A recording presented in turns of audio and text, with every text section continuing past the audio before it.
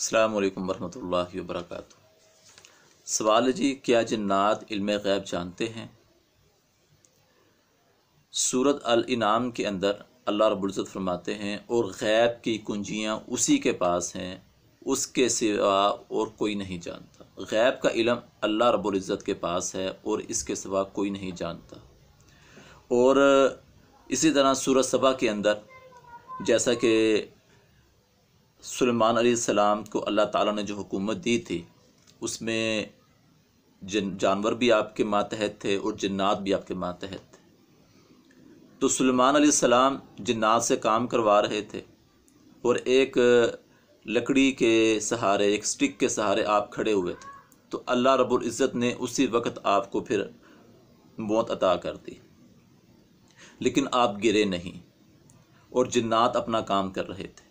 جنات کو نہیں پتہ لگ سکا کہ ہمارا جو پیغمبر ہے، نبی ہے، ٹھیک ہے، یہ فوت ہو چکا ہے، حضرت سلیمان علیہ السلام فوت ہو چکے ہیں، وہ اپنے کاموں میں مصروف تھے۔ وقت گزرنے کے بعد جب اس لکڑی کو جب وہ کیڑا لگتا ہے، اور جب وہ لکڑی کھوکھلی ہو کر ٹوٹتی ہے، تو اس موقع پر جب سلیمان علیہ السلام زمین پر گرتے ہیں، تو پھر جا کر جنات کو پتہ چلتا ہے کہ یہ نبی جو ہیں سلیمان علیہ السلام، یہ تو فوت ہو چکے ہیں۔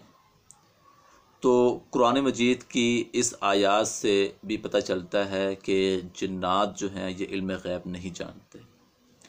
اکثر لوگ یہ دعویٰ کرتے ہیں کہ جی جنات ہمارے قبضے میں ہیں اور ہم غیب کی باتیں جانتے ہیں، یا جنات ہمیں بتا دیتے ہیں۔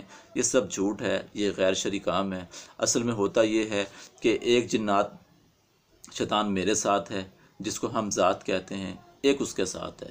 وہ جو جنات ہم ذات ہوتا ہے، وہ آپ کے جنات ہم ذات کے ساتھ رابطے میں رہتا ہے، اور پھر وہ آپ کی جو ہسٹری ہے وہ اس سے لے لیتا ہے کہ یہ کہاں سے آیا، کیا نام ہے اس کی، کیا کھایا، کیا پیا، کہاں پر اس کی رہائش ہے، کیا ان کے معاملات ہیں، لڑائی جھگڑا ہوتا ہے، کاروباری معاملات ہیں، بیمار رہتا ہے۔ یہ وہ جنات ایک دوسرے کے ساتھ تعاون کرتے ہیں، اس کو بتاتا ہے ہسٹری۔ پھر وہ جنات اپنے جادوگر جو ہوتا ہے اس کو بتاتا ہے۔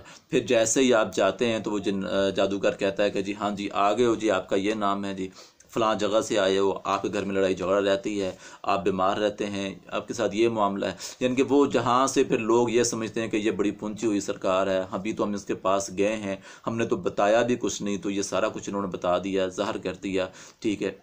یہ اصل میں وہ جادوگر شخص ہے جو جنات کے ساتھ مل کر یہ کام کر رہا ہے۔ اگر اس کو ہم علم کی بات کریں تو کیا اللہ معاف کرے، انصاف کے پاس علم جو ہے یہ اللہ کے نبی صلی اللہ علیہ وسلم سے زیادہ ہے؟ اگر اللہ کے نبی صلی اللہ علیہ وسلم سے زیادہ نہیں ہے تو جب ایک ہی صرف واقعہ بیان کرتا ہوں کہ جب اس یہودیہ عورت نے رسول اللہ صلی اللہ علیہ وسلم کی جب دعوت کی اور آپ کے کھانے میں زہر ملا دیا، اللہ کے نبی کو تو نہیں پتہ چل سکا کہ اس کھانے میں زہر ہے۔